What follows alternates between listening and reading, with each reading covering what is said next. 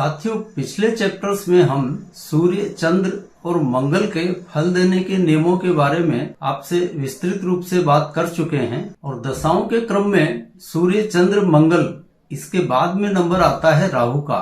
तो अब हम राहु के बारे में ही आज बात करते हैं। किताबों में और कुछ मूर्धन्य विद्वानों ने राहु केतु के नाम से जनता को जितना डराया है उतना तो शायद ही कोई दुश्मन भी नहीं डराता होगा। और इसी का फल है कि शायद यूक्रेन भी रशिया से इतना नहीं डरता होगा जितना आम जनता राहु केतु के नाम से डरती है। राहु केतु की दशा आ गई जीवन में तो समझिए कि अब तो लंका लग गई और इनकी शांति करवाए बगैर ये मानेंगे नहीं।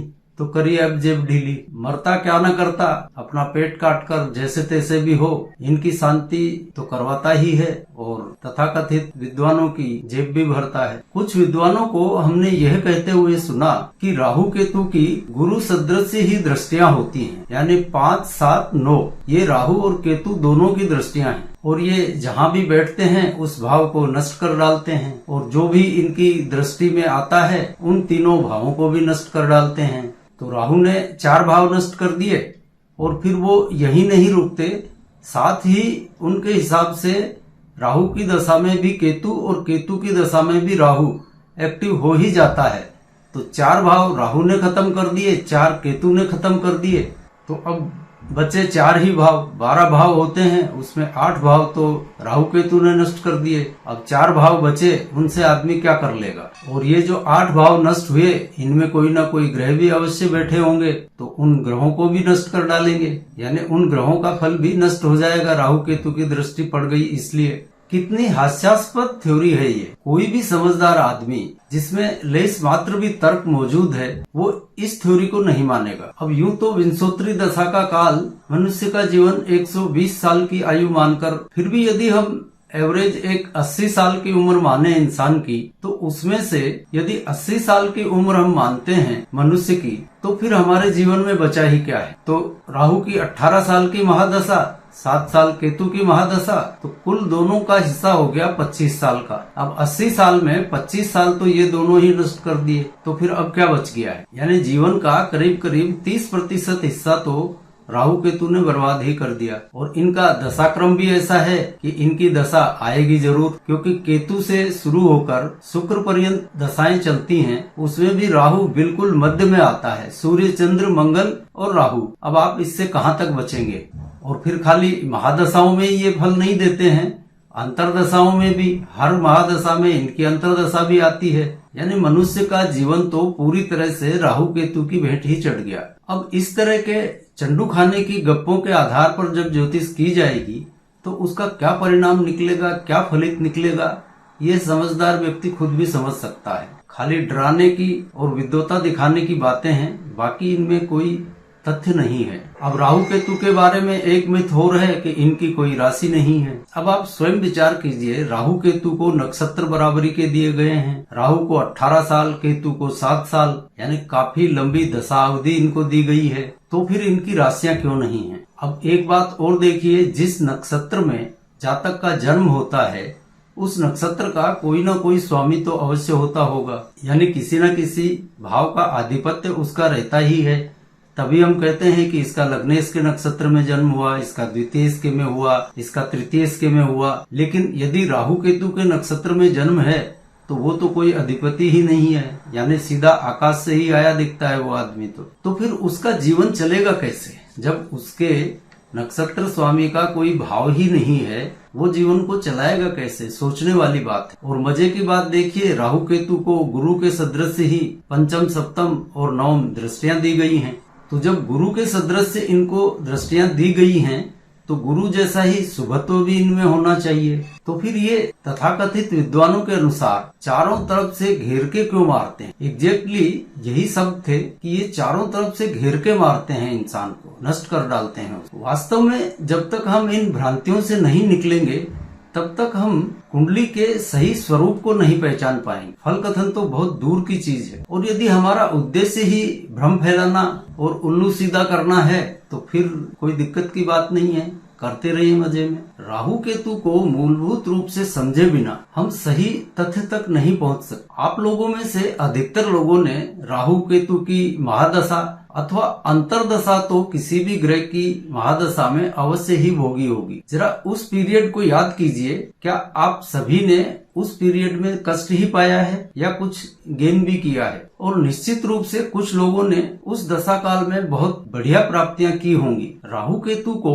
मूलभूत रूप से समझे बिना इनकी दशा का सही आकलन नहीं किया जा सकता। आइए अब समझने की कोशिश करते हैं कि राहु केतु किस तरह से फल देते हैं और ये हैं क्या। आप में से अधिकतर लोग यह जानते ही होंगे कि राहु केतु ही दो ऐसे ग्रह हैं जिनका अपना कोई धरातलीय अस्तित्व नहीं है। इसका सीधा सा मतलब ये है कि अन्य ग्रहों को तो हम दूरबीन वगैरह से देख भी सकते हैं, लेकिन आप राहु केतु को नहीं देख सकते। असल में राहु केतु सूर्य और चंद्र के मार्ग के कटान बिंदु मात्र हैं और प्राय इन्हें नॉर्थ नोड और साउथ नोड के नाम से जाना जाता है। और एक बात आप और समझ लीजिए कि अन्य जो 7 ग्रह हैं राहु केतु को छोड़कर, उनका जितना सम्मिलित प्रभाव होता है उससे ज्यादा कहीं प्रभाव संसार पर राहु और केतु रखते हैं। ये इतने महत्वपूर्ण हैं क्योंकि राहु हमारी सोच का अधिष्ठाता है। हमारी सोच को नियंत्रित करता है राहु, और हमारी क्रिया उसका अधिष्ठाता ग्रह है केतु।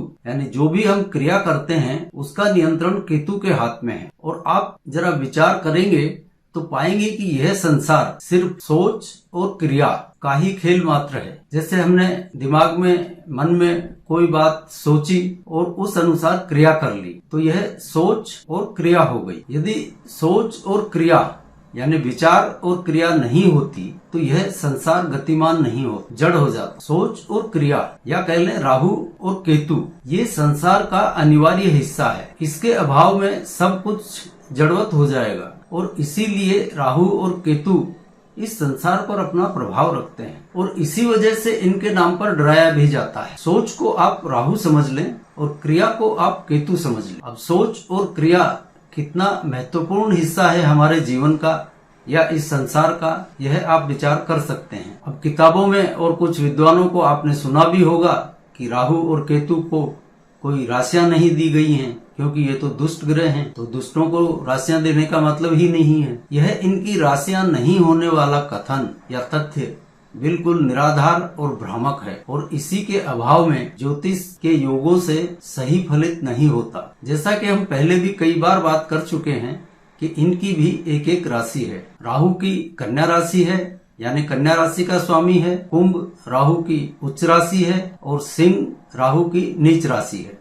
इसके विपरीत मीन राशि केतु की स्वयं की राशि है, सिंह इनकी उच्च राशि है और कुंभ इनकी नीच राशि है। ये लोग जो बुध की राशि मानते हैं कन्या को और मीन को गुरु की राशि मानते हैं, यह ज्योतिष का एक बिल्कुल ही गलत ट्रैक है। यदि ज्योतिष में सही ट्रैक पकड़ना है तो कन्या को राहु की राशि और मीन को केतु की राशि मानकर फलित कीजिए, एक्यूरेट रिजल्ट मिलेंगे आप। और अन्य ग्रहों की तरह ही राहु केतु भी अपनी उच्च राशि से संचालित होते हैं, यानी अपनी उच्च राशि वाले भाव का फल देते हैं और नीच राशि वाले फलों से दूर रखते हैं। महत्वपूर्ण तथ्य यही है, राहु केतु भी अन्य ग्रहों के जैसे ही अपने फल देते हैं। उनके भी नियम हैं जिसमें आज हम राहु के बारे में बात कर रहे हैं। राहु बैठेगा, उसको डीएक्टिवेट कर देगा और वहां पर जो राशि है उस राशि वाले भाव को एक्टिव कर देगा। मूल तथ्य इनका यही है। इसके अलावा उच्च भाव और उच्च से उनकी दूरी, सिर्फ यही 4 स्टेप इसमें होते हैं। आइए इसे अब एक उदाहरण कुंडली से समझते हैं। यहाँ वृक्ष लगन की एक कुंडली ले लेते हैं जिसमें राहु छठे भाव तुला राशि में बैठे हुए हैं। अब यहाँ सबसे पहले आप देखिए, ये कन्या राशि राहु की राशि है, इस नाते ये पंचमेश हो गए, तो ये पंचम भाव तो यहाँ पर प्लस करेंगे ही, यानी ये भाव एक्टिव ही रहेगा क्योंकि ये पंचम से बंधे हुए हैं। अब यहाँ पर ये स्वयं छठे भाव में बैठे हुए हैं, तो जैसा कि नियम हमने बताया था, ये छठे भाव को यहाँ पर डीएक्टिवेट कर देंगे और यहाँ पर ये जो तुला राशि में बैठे हैं तो ये सप्तम भाव को एक्टिव कर देंगे, यानी राहु स्थान का नाश करके और जिस राशि में बैठा है उस राशि वाले भाव को बढ़ाते हैं, इसलिए यहाँ पर ये सप्तम भाव एक्टिव हो जाएगा। अब यहाँ पर देखिए, इनकी उच्च राशि कुंभ एक दसम भाव में है तो यह दसम भाव भी एक्टिव हो जाएगा, और इनकी नीच राशि सिंह चतुर्थ भाव में है तो यह चतुर्थ भाव यहाँ पर डीएक्टिवेट हो जाएगा। अब अगले स्टेप में अपनी उच्च राशि से ये राहु नवम भाव की दूरी पर बैठे हैं, तो यह नवम भाव यहाँ पर एक्टिव होगा। और अपनी नीच राशि से तीसरे भाव की दूरी पर बैठे हैं, तो यह तीसरा भाव भी डीएक्टिवेट होगा। और इनकी नीच राशि सिंह है जो कि चतुर्थ भाव में है, तो यह चौथा भाव भी यहाँ पर डीएक्टिवेट हो जाएगा। अब इन 4 स्टेप में राहु का सारा गणित आपके सामने आ गया कि ये कौन से भाव एक्टिव करेंगे और कौन से डीएक्टिवेट करेंगे। 5, 7, 10, 9 एक्टिव हो जाएंगे और 6, 4, 3 ये डीएक्टिवेट हो जाएंगे। ये सारा गणित हो गया राहु का। सिंपल सी बात है, यहाँ पर ये जो भाव एक्टिव हुए हैं इनके फल मिलेंगे, जो डीएक्टिवेट हुए हैं उनके फल नहीं मिलेंगे। अब कारकत्वों के हिसाब से आप इसके फल जान लीजिए। राहु की जहां भी किसी भी लग्न में कुछ भी हो, यही फार्मूला लगेगा। आप इस हिसाब से ये भाव निकाल लें और कारकत्वों को देखकर उसका फलित कर लें। तो राहु को भी आप अन्य ग्रहों की तरह ही मानकर चलिए, आपको बिल्कुल सही रिजल्ट मिलेंगे। आज का वीडियो शायद बहुत लंबा होता जा रहा है, तो इसको यहीं पर विराम दे देते हैं। अब केतु के विषय में कुछ बात करनी रह गई है जो हम भविष्य में कर लेंगे, और आशा करता हूँ राहु के बारे में आपकी भ्रांतियां दूर हुई होंगी। विराम देने के पहले एक सवाल ले लेते हैं जो सुश्री सवितेश गुरुनानी जी का है। आपने पूछा है कि छठा भाव डीएक्टिवेट होने का क्या तात्पर्य है। क्या डीएक्टिवेट होने पर उसके फल घटेंगे, बढ़ेंगे, रोग ऋण शत्रु घटेंगे या बढ़ेंगे, शायद यही आपने पूछा है मैडम। तो देखिए, डीएक्टिवेट हुए भाव के फल नहीं मिलते हैं, स्पष्ट सी बात है। और इस स्थिति में जब छठा भाव डीएक्टिवेट हो जाएगा तो रोग ऋण शत्रु से छुटकारा होगा। ये घटेंगे, बढ़ेंगे नहीं। हाँ, एक बात अवश्य ध्यान में रखें कि छठा भाव जब जब भी डीएक्टिवेट होगा उस समय जातक की सोच भी बहुत कमजोर हो जाती है और उसमें उतावलापन बढ़ जाता है। एक सबसे बड़ा डिफेक्ट इसमें यही है कि बिना सोचे समझे आदमी निर्णय लेने लगता है, और वो कभी कभी अन्य दशाएं विपरीत हो, समय विपरीत हो, तो वो भारी पड़ जाता है। तब आदमी को अपनी सोच की शक्ति को कायम रखने की कोशिश करनी चाहिए। इसमें यही एक सबसे बड़ा दुर्गुण है। यानी कोई भी कार्य करें उसके पहले सोच विचार कर लें। छठा भाव जब भी डीएक्टिवेट हो जाता है तो उसमें उतावलापन बढ़ जाता है, कोई सोचने की जरूरत ही नहीं समझता। तो आशा करते हैं आपको हमारी बात समझ में आ गई होगी। अब आज के चैप्टर को यहीं विराम देते हैं और अगली बार आपसे मिलते हैं किसी नए विषय के साथ। तब तक के लिए जय जय सिया राम।